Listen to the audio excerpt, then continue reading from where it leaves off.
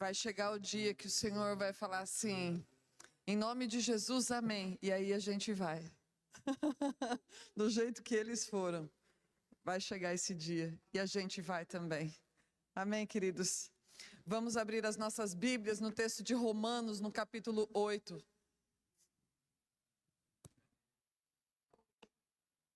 Romanos, no capítulo 8. E nós leremos do versículo 9 ao 17.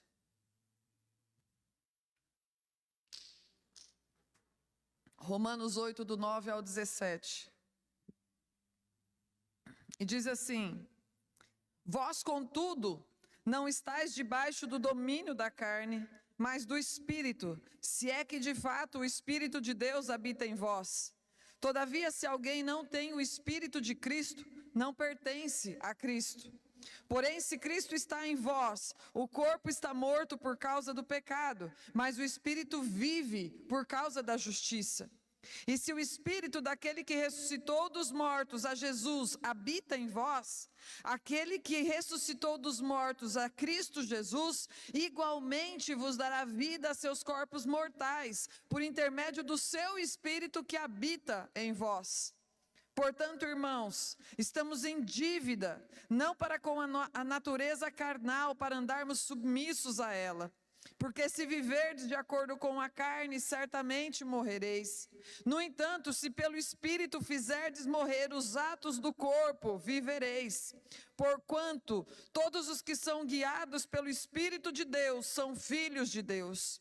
Pois vós não recebestes um espírito que vos escravize, para andardes uma vez mais atemorizados, mas recebestes o Espírito que os adota como filhos, por intermédio do qual podemos clamar, Abba, Pai.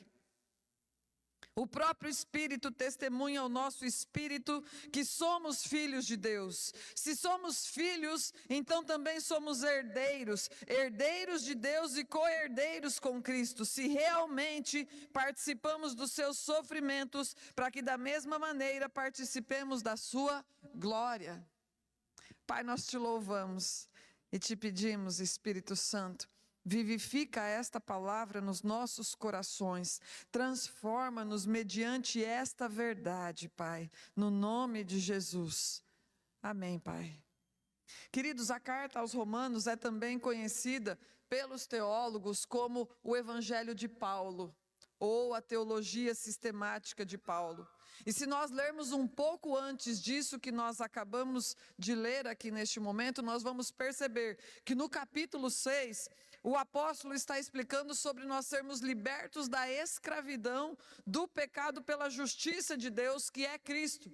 Então, por causa da obra de Cristo, nós fomos tornados justos, nós fomos justificados. E na sequência, no capítulo 7, Paulo vai explicar que aquilo que era impossível para nós, por causa do pecado, cumprirmos as exigências da lei, então nós recebemos de Cristo. Nós ainda vivemos esta guerra na nossa vida, na nossa carne. Nós vivemos a guerra da voz do Espírito Santo falando aos nossos corações e também a milícia contra a carne. Então é um conflito que nós vivemos aqui. No versículo 7, no capítulo 7, versículos 22 e 23, Paulo diz assim: Pois no íntimo da minha alma tenho prazer na lei de Deus. Contudo, vejo outra lei agindo nos membros do meu corpo, guerreando contra a lei da minha razão, tornando-me prisioneiro da lei do pecado que atua em todos os meus membros. E presta atenção que ele vai falar que a lei do pecado guerreia contra a lei da razão. E por quê? Porque uma vez que nós fomos regenerados, a gente sabe discernir com a nossa mente redimida aquilo que é certo e aquilo que é errado. O homem natural é limitado, mas a Bíblia diz que no texto de 1 Coríntios, que o homem espiritual discerne todas as coisas, porque ele tem a mente de Cristo. E aí então, quando Paulo inicia o capítulo 8, ele vai explicar da diferença de inclinação entre os cristãos e os não cristãos. E ele vai falar que os cristãos têm uma inclinação para agradar a Deus. E a isso ele chama de catapneuma. Cata é a inclinação e pneuma do Espírito. Aqueles que são filhos de Deus, eles vão ter uma inclinação da sua mente para agradar a Deus. E aqueles que não são filhos de Deus, aqueles que são naturais, então ele vai falar, esses têm uma inclinação para satisfazer as próprias vontades, os próprios desejos da carne. Então ele vai falar catasarca, ou seja, a inclinação para a sarca, a inclinação para os desejos da carne, para os atos do corpo. Quando a gente fala de catasarca, nós estamos falando da mente de uma pessoa que é moldada, que é inclinada para considerar sobre a satisfação dos seus próprios desejos, sobre as suas próprias concupiscências, para conquistar aquilo que ela quer, aquilo que ela deseja. E pode ir de algo muito simples a algo muito complexo e deformado, porque não há limites para a queda do homem. A pessoa pode ir de desejos legítimos, como adquirir uma casa, comprar um carro, se formar, certificados e assim por diante, é natural, mas ela também pode ir para propensões muito malignas e terríveis, que vão inclusive mexer com a sua própria identidade, fazendo com que ela venha a se identificar com outras coisas que não com aquilo que os seus próprios cromossomos dizem que ela é. No texto de Romanos, se nós lermos antes, a Bíblia vai falar que o homem entregue as suas próprias vontades, o homem entregue a sua própria concupiscência, vai se identificar com outras coisas que não aquilo que ele seja homem e mulher, inclusive com animais. Por isso que nós vemos pessoas que se identificam com coisas que não têm a ver com os seus cromossomos. O texto bíblico diz que a carne do homem é um e a carne do animal é outro. Está lá em 1 Coríntios, no capítulo 15, versículo 39. E é por isso que quando nós vemos pessoas se identificando com qualquer coisa que não seja aquilo que Deus falou que ela é, um homem ou uma mulher, nós entendemos que o Senhor entregou às pessoas as suas próprias paixões e concupiscências por causa da sua rebeldia, por causa da sua resistência, por causa do pecado, desde o Éden. Desde o Éden.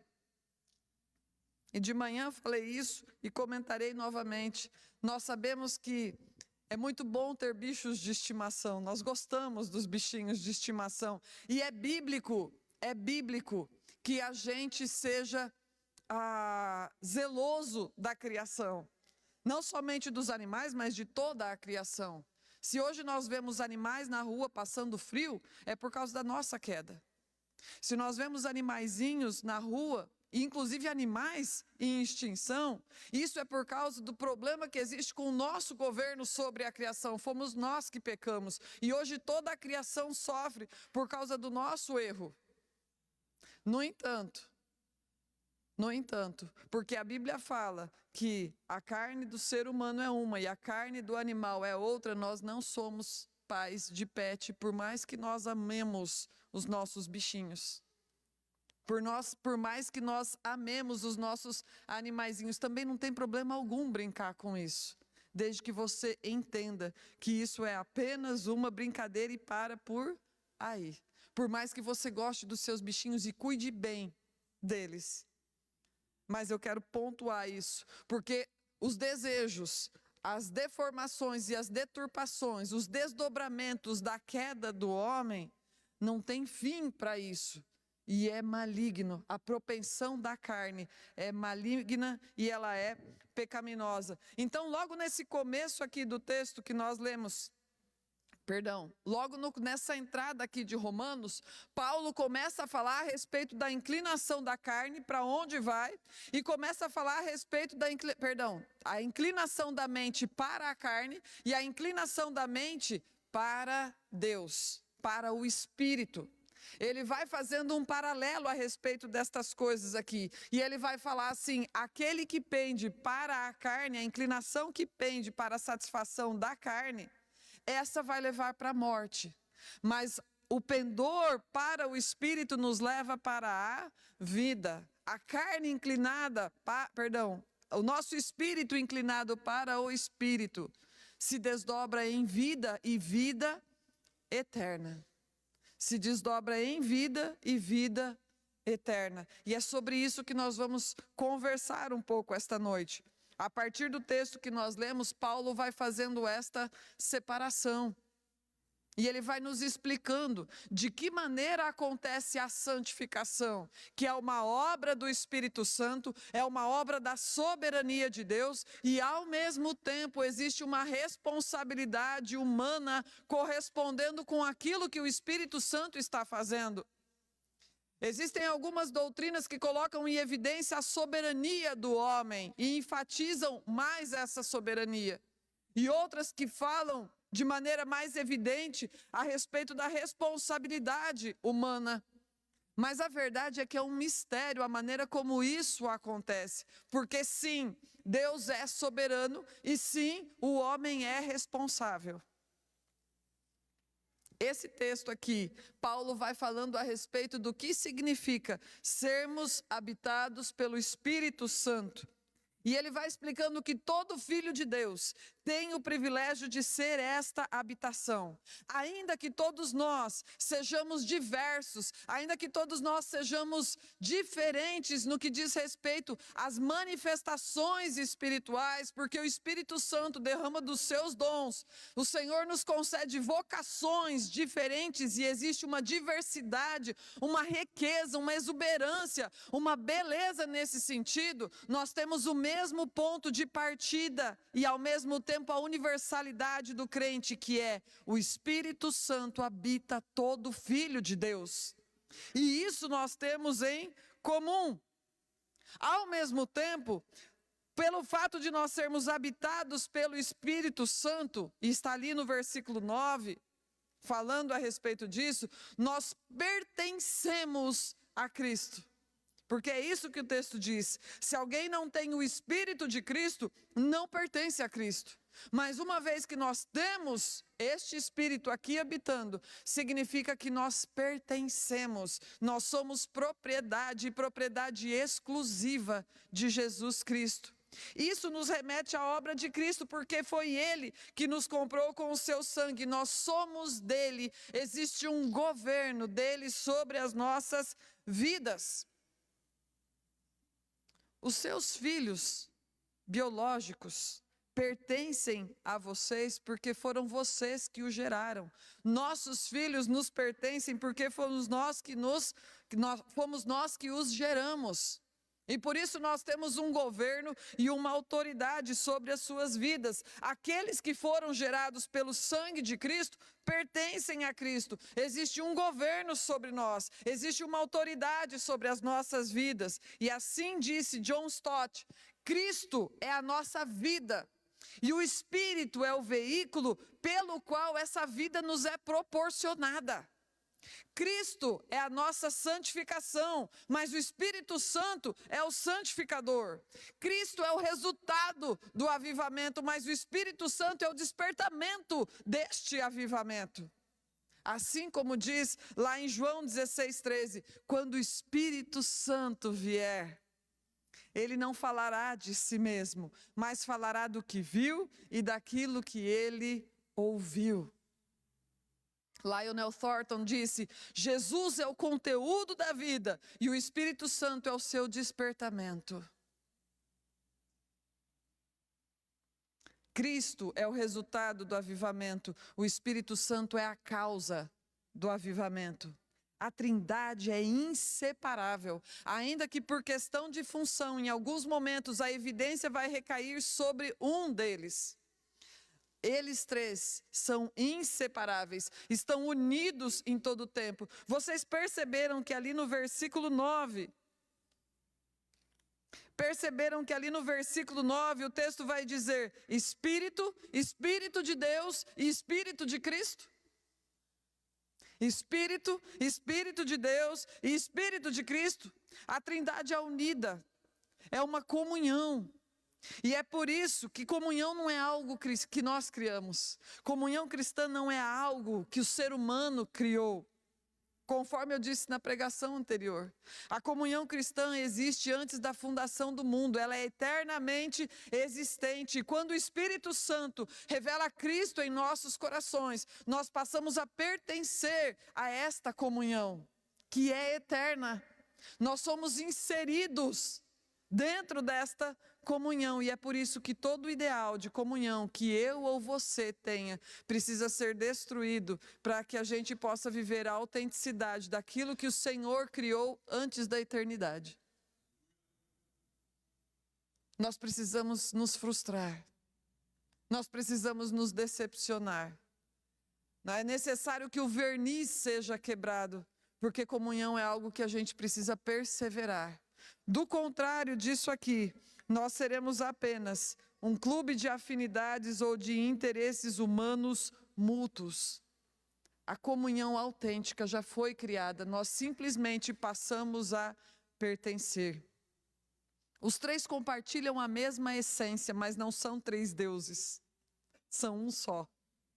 Então, neste texto aqui, nós vamos percebendo a Trindade funcionando. E Paulo vai explicando a respeito disso. Por quê? Porque ele está falando a respeito da nossa santificação. Nos versículos 10 e 11, olha lá. Porém, se Cristo está em vós, o corpo está morto por causa do pecado, mas o Espírito vive por causa da justiça. E se o Espírito daquele que ressuscitou dos mortos, a Jesus, habita em vós, aquele que ressuscitou dos mortos a Jesus Cristo, igualmente, da mesma maneira, vos dará vida a seus corpos mortais por intermédio do seu Espírito que habita em vós. As consequências de nós sermos habitados pelo Espírito Santo, à luz desse texto, fala de duas coisas. Fala de vida e fala de dívida. E para nós falarmos de dívida, nós precisamos falar de ressurreição. O nosso espírito está vivo, porque nós fomos vivificados, está lá em Romanos 6,11. Mas a nossa carne está em decomposição. Não tem botox que resolva. O corpo está morto por causa do pecado, e o espírito está vivo por causa da obra de Cristo, por causa da justiça, porque nós fomos justificados. Então nós vivemos essa dualidade de espírito vivo e corpo se degenerando. No entanto, o nosso destino final não é a morte, o nosso destino final é a ressurreição. O versículo 11 vai dizer que o mesmo Espírito, o mesmo poder que levantou Jesus Cristo da sepultura, também nos levantará naquele dia, também nos erguerá naquele dia. O Espírito Santo que vivifica o nosso espírito hoje, também é o Espírito da ressurreição que nos erguerá quando a trombeta soar. E se for nesta geração, enquanto nós ainda estamos respirando, então nós seremos transformados. Jesus Cristo é o nosso padrão de vida hoje, e Ele também é o nosso padrão de ressurreição naquele dia. Porque o Espírito que atuou em Jesus Cristo é o mesmo que atua na nossa vida e na nossa ressurreição, prometida pelo Senhor. Por isso, o agir do Espírito Santo é um agir de transformação. De transformação. Hoje, a nossa vida está sendo transformada. Naquele dia, os nossos corpos serão. Os nossos corpos serão. Ele vem nos santificando de glória em glória. Mas naquele dia, a transformação será completa. Porque os nossos corpos serão glorificados. É isso que a Bíblia diz no texto de 1 Coríntios, no capítulo 15, depois do nosso último suspiro. Quando se esgotar todo o fôlego de vida dos nossos pulmões, quando for o nosso derradeiro sopro, a palavra de Deus diz que todos seremos transformados num momento, num abrir e fechar de olhos, ao som da última trombeta. Porquanto a trombeta soará, os mortos ressuscitarão incorruptíveis e nós seremos transformados. Pois é impreterível que este corpo que perece se revista de incorruptibilidade, o que é mortal se revista de imortalidade. No momento em que este corpo perecível se revestir de incorruptibilidade e o que é mortal se revestir de imortalidade, se cumprirá a palavra que está escrita: devorada, pois foi a morte. Onde está, ó morte, a tua vitória? Onde está, ó morte, o teu aguilhão? Cadê? Cadê? Porquanto o aguilhão da morte é o pecado e o poder do pecado é a lei, conforme está escrito em Romanos 6 e 7. Contudo, graças a Deus que nos dá a vitória por intermédio do nosso Senhor Jesus Cristo. Aleluia! Para aqueles que são habitados pelo Espírito Santo, a morte não é o fim, é a transformação. Teremos um corpo glorificado, assim como Jesus depois que ressuscitou. Ele é o nosso padrão de vida, sobre como nós devemos viver, e isso fala de santidade. Ele é o nosso padrão de morte, sobre como nós devemos morrer, e isso fala de cruz. E Ele é o nosso padrão de ressurreição, e isso fala de glória. Perceba a Trindade atuando ali no versículo 11. O Pai ressuscita, o Filho é ressuscitado e o Espírito da ressurreição. Nossos corpos se reerguerão e nós seremos livres da dor.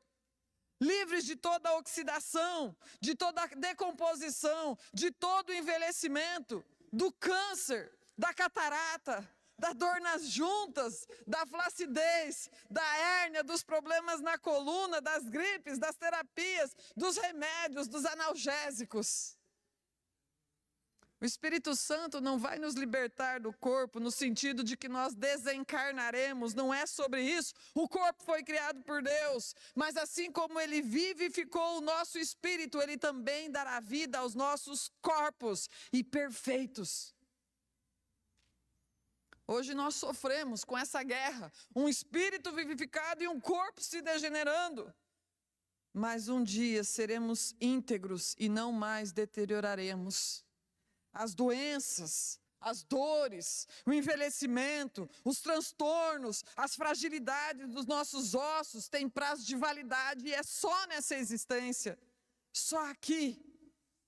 Então a gente louva ao Senhor nesse ambiente de decomposição, porque um dia na eternidade nós nos levantaremos perfeitos e para sempre.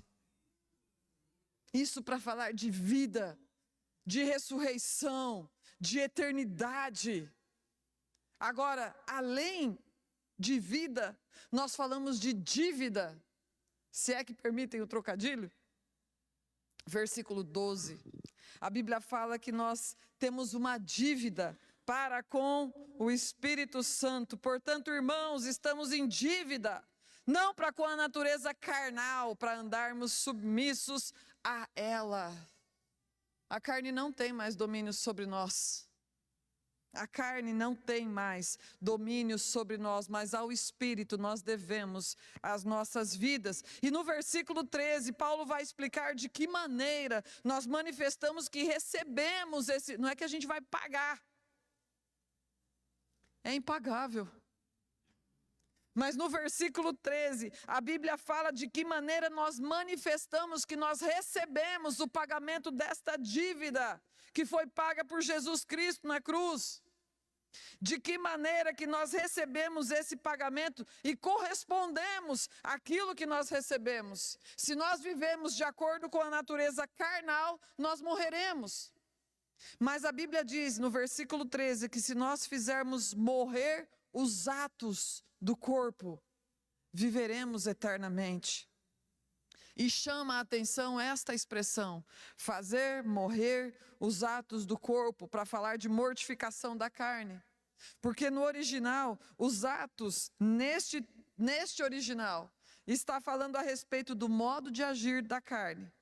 As transações, as negociações, os artifícios e os crimes. É engraçado, gente, como a gente entra em negociação com a carne. Como a gente fica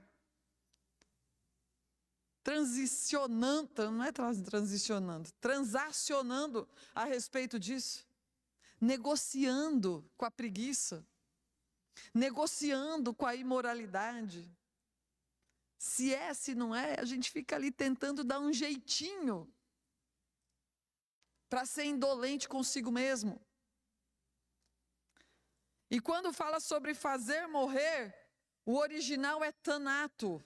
E de manhã eu estava falando, quem gosta de assistir Marvel e assistiu o Thanos, quem se lembra do Thanos? Quem lembra do Thanos, gente?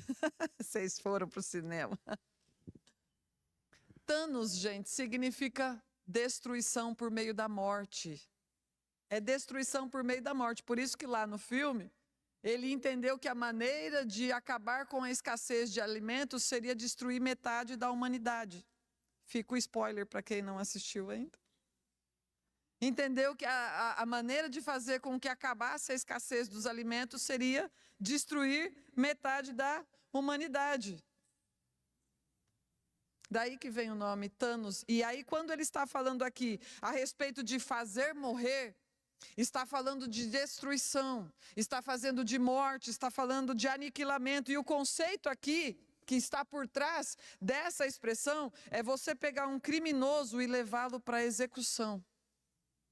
Conduzi-lo para a execução. Não é fazer de conta que ele não está ali. Não é ignorá-lo. É você pegar esse criminoso e conduzi-lo para a execução. Condená-lo à aniquilação. Nós somos muito tolerantes com os nossos próprios pecados. Nós somos muito negligentes conosco. A gente tolera a si mesmo. A gente tolera os pecados que a gente acha que são apenas pedrinhas. Não é nas pedronas que a gente tropeça. Essas a gente desvia. O nosso problema são aquelas pedrinhas pequenas que a gente vai simplesmente negligenciando.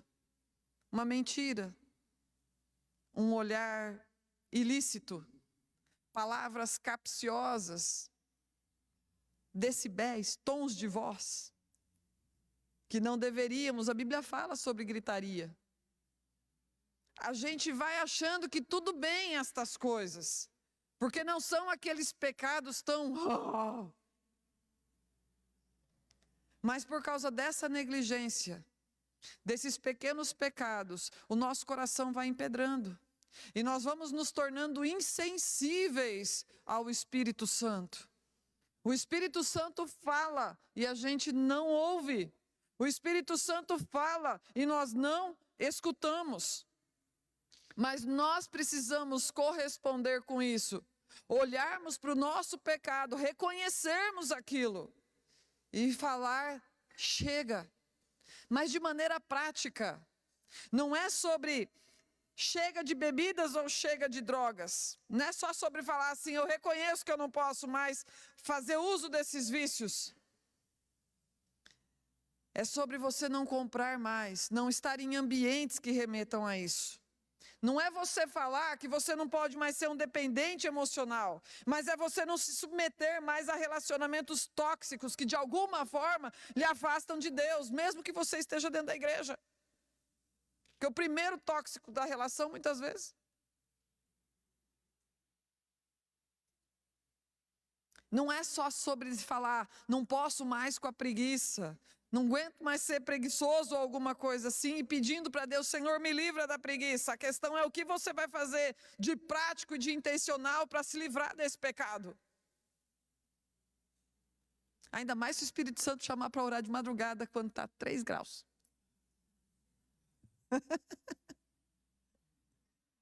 Às vezes ele faz isso. Às vezes ele faz isso.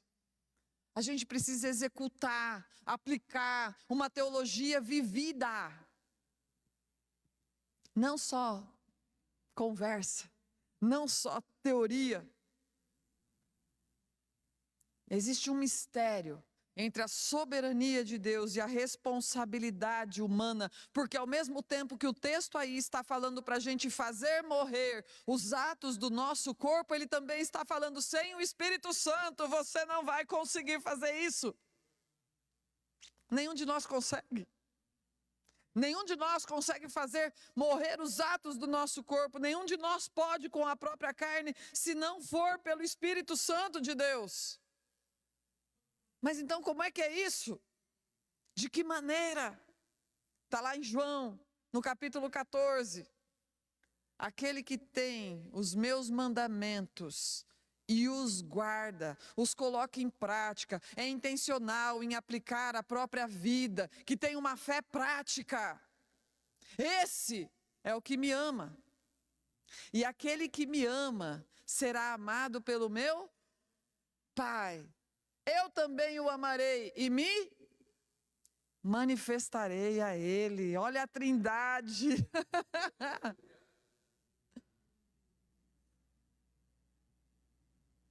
A gente corresponde pela fé.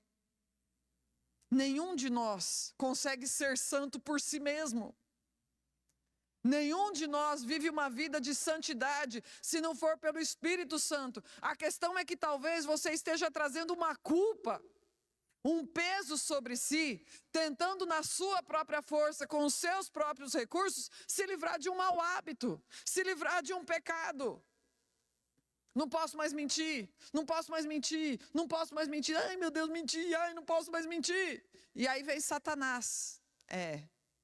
Se você fosse filho de Deus, você não estava fazendo esse tipo de coisa aqui, porque ele faz isso.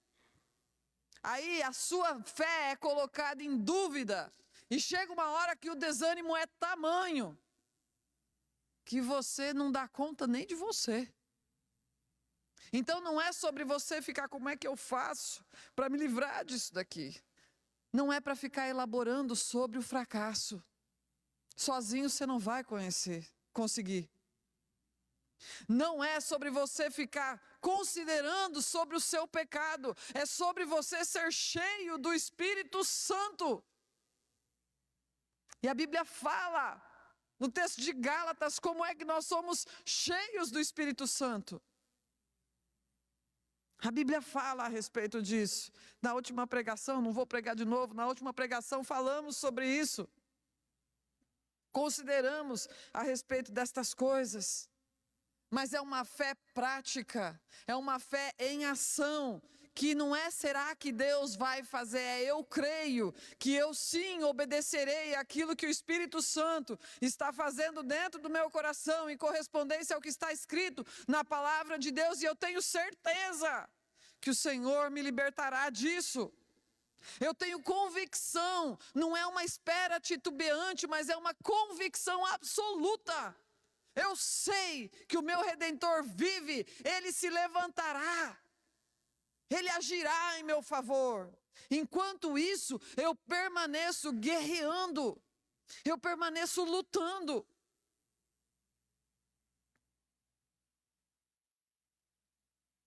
A pessoa está trabalhando, mas de repente não está satisfeita com o próprio trabalho. Porque gostaria de uma remuneração melhor, porque gostaria de uma valorização maior. E aí, de repente, pessoas que chegaram depois dela conseguem avançar no serviço, conseguem progredir na empresa. E a pessoa não vai para frente e fica se perguntando o que é que está acontecendo. No entanto, quando você observa, possivelmente, quando você observa a pessoa trabalhando, ela não trabalha como quem adora a Deus, porque é negligente com o próprio trabalho. Porque fica nas redes sociais quando deveria estar trabalhando, reclama do chefe, faz fofoca com os funcionários, não se capacita para servir melhor. Do seu trabalho não é adoração ao Senhor. Por outro lado, a Bíblia diz no texto de Provérbios 29, versículo 22, já observaste uma pessoa zelosa em seu trabalho? Pois será promovida ao serviço real, não trabalhará para gente obscura. Então nós trabalhamos, e não só no que diz respeito ao trabalho, mas no que diz respeito a tudo nas nossas vidas. Tudo o que nós fazemos é fé em prática, é fé aplicada, movido por aquilo que está escrito na palavra de Deus e capacitado pelo Espírito Santo para viver de tal maneira. Não é ficar olhando para o fracasso, mas é sobre ser cheio do Espírito Santo, sobre buscar ao Senhor, com oração, com meditação, com leitura da palavra, com jejum, com congregação, fazendo da sua vida um altar e tudo que acontece na sua vida como oferta ao Senhor. O trabalho está difícil, para dizer de uma área. Glória a Deus, está difícil, mas eu terei atitudes de nobreza, de fé e de humildade, ainda que o casamento está em crise. O casamento está com um problema. Quais são as atitudes, palavras e pensamentos que eu vou exterminar hoje? Quais são as palavras, os pensamentos, as atitudes que eu tenho no meu casamento, que eu vou catar hoje pelo pescoço e levar para o cadafalso? Vou levar para a forca hoje. Não vou ficar negociando com o pecado. Não serei mais negligente ou indolente ou tolerante com as minhas próprias impurezas, porque o Senhor nos chamou para a santidade, nos chamou para a pureza. Na minha força eu sei que eu não consigo, porque a Bíblia já fala que eu não consigo. Mas o Espírito Santo, esse que habita em mim, Ele me capacita para viver de tal maneira. De tal maneira. Não é mudar para ver se Deus muda o matrimônio, mas é mudar porque reconhece os erros, reconhece que pode melhorar, reconhece que o Senhor te chamou para a santidade, e você busca esta vida de santificação em adoração ao Senhor. E a transformação no casamento será uma consequência disso. Só que não dá para a gente viver um cristianismo chinfrim, longe de Deus, e daí chegar no ponto de se decepcionar e sair da igreja. Somente pelo Espírito Santo nós podemos fazer morrer os atos da carne. Mas como eu farei morrer os atos do meu corpo, se eu continuo nutrindo as minhas atitudes carnais? Está lá em Gálatas 5. A gente nutre o Espírito. E o Espírito exerce governo sobre as nossas vidas. A gente nutre o Espírito. E o Espírito governa sobre nós. Aí naquele momento em que você é acostumado a dar um gritão, você vai ver que, de alguma forma, você não deu um gritão. Naquelas horas em que você é acostumado a chutar o cachorro, não vai chutar o cachorro mais. Aqueles momentos em que você é acostumado a soltar palavras indignas, não vai soltar palavras indignas. Por quê? Porque você vem nutrindo o Espírito Santo, e não o seu próprio governo, não a sua própria carne. Por mais difícil que seja fazer morrer a nossa natureza terrena, e é uma luta diária, nós temos a promessa de que nós viveremos. Nós viveremos. No versículo 14, ele começa com um porquanto ou um porquê, dependendo da versão que você estiver. E ele vai reforçar esse entendimento de que somente podemos fazer morrer os atos do corpo através da condução do Espírito Santo. Porque o versículo 14 diz que todos os que são conduzidos, todos os que são guiados pelo Espírito de Deus, são filhos de Deus. Todos os filhos de Deus são guiados pelo Espírito Santo, e todos aqueles que são guiados pelo Espírito Santo são filhos de Deus. Oswald Chambers, sobre isso, disse assim: oferecemos o natural em sacrifício, a fim de beneficiar o espiritual. Todo cristão nessa vida, todos nós, eu e todos vocês, todos nós enfrentaremos a opção de morrer pelo pecado ou de morrer para o pecado. Mas considerando que o Espírito Santo fez morada em nossos corações, a ideia é que nós nutramos uma vida espiritual e progridamos. A gente não fica oscilando que nem gangorra. Hora está aqui, hora está aqui, hora está aqui, hora está aqui. E o segundo entendimento a respeito deste texto sobre sermos guiados pelo Espírito Santo é que justamente o fazer morrer os atos do nosso corpo é evidência de que nós somos filhos de Deus. O relacionamento com Deus é a base para a mortificação da nossa carne. E é isso que nos capacita para fazer morrer e não o contrário. Não é fazer morrer para vir a se relacionar. Se fosse assim, seria religiosidade ou meritocracia. A evidência de que nós somos filhos de Deus é essa guerra aqui dentro. Satanás vai tentar colocar dúvida na sua mente. Ele vai tentar falar, se você está lutando com pornografia, com vícios, com maus hábitos, com pensamentos ilícitos, com imoralidade, coisas desse tipo, então você não é um filho de Deus. Porque afinal de contas, se você tem o Espírito Santo dentro de você, então você não deveria estar lidando com essas coisas. É mentira! E ele é mentiroso. O fato de você lutar contra um pecado e perseverar na inclinação para o Espírito evidencia que você é filho de Deus, porque quem é escravo do pecado não luta contra o pecado. Filho de Deus luta contra o pecado. Então, ânimo, tenha coragem, se posiciona. Você foi chamado para a santidade, para a pureza e para a vida eterna. O verbo aqui no original, guiado pelo Espírito Santo, significa ser conduzido, acompanhado, movido, trazido pela mão, sem força, sem violência e sem compulsão. Ser guiado pelo Espírito Santo diz respeito à iluminação e convencimento. Por isso que a Bíblia fala que não é nem por força, nem por violência, mas pelo meu Espírito. Ele habita a sua vida e é Ele que te conduz, é Ele que te conduz. E isso para falar de santificação.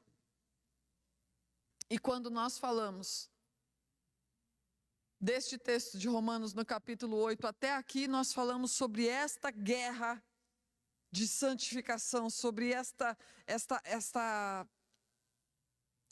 obra do Espírito Santo nas nossas vidas e a nossa correspondência a ela, para falar de santidade.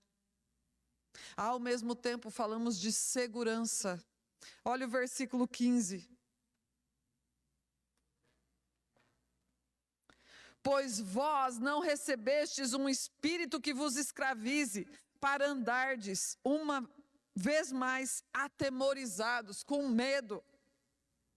Mas recebestes o Espírito que os adota como filhos, por intermédio do qual podemos clamar, Abba, Pai. Nós éramos escravos do pecado e totalmente inclinados para a satisfação da nossa carne, mas agora nós não somos mais escravos. Nós recebemos o Espírito Santo pelo qual Deus nos adota como filhos. Isso é segurança. Louvado seja Deus. Todos os seres humanos, todos, são descendência de Deus por criação, são criaturas de Deus. Mas os filhos são aqueles que foram reconciliados com Ele por meio do novo nascimento, aqueles que foram regenerados, aqueles que foram adotados. Fala de você e fala de mim. Adotados. Paulo, então, vai fazendo um paralelo entre a vida que nós vivíamos antes e a vida que nós temos hoje. Quando nós tínhamos o pecado como Senhor, a nossa condição era de escravos e nós vivíamos com medo. Por isso que a Bíblia fala que o perfeito amor lança fora todo Medo. Biblicamente, o contrário de amor não é ódio, é medo. E ele fala sobre ter a Deus como Pai agora. Na condição de filhos, nós somos livres. Eu costumo dizer que o filho que teme a Deus não precisa ter medo de coisa alguma. Mas quando nós não tememos a Deus, quando nós não temos o Deus como a nossa segurança, então o medo se torna o nosso estilo de vida e o balizador de todas as nossas escolhas e o deformador de todos os nossos comportamentos. Tem medo de perder emprego, então se submete a situações ilícitas. Tem medo de perder o namorado, então se submete a manipulações emocionais e imorais. Tem medo de não ter dinheiro para pagar a conta durante o mês, então não oferta na igreja nem na vida de ninguém. Tem medo de não tirar boas notas, então cola. Tem medo de não ser bom o suficiente, tem medo de não ser aceito, tem medo de fazer dos... Perdão. Tem medo de ser esquecido. Tem medo de não ser relevante, ou tem medo de ser relevante. O medo vai se tornando um estilo de vida. Gostaria de fazer isso, mas vai que? Gostaria de viajar, mas vai que? Gostaria de fazer isso ou aquilo, ou de não fazer, mas vai que? Ah, eu não vou porque eu tenho medo, que vai, que não sei o que, e a gente fala desse jeito. Qual é a base do nosso relacionamento com Deus?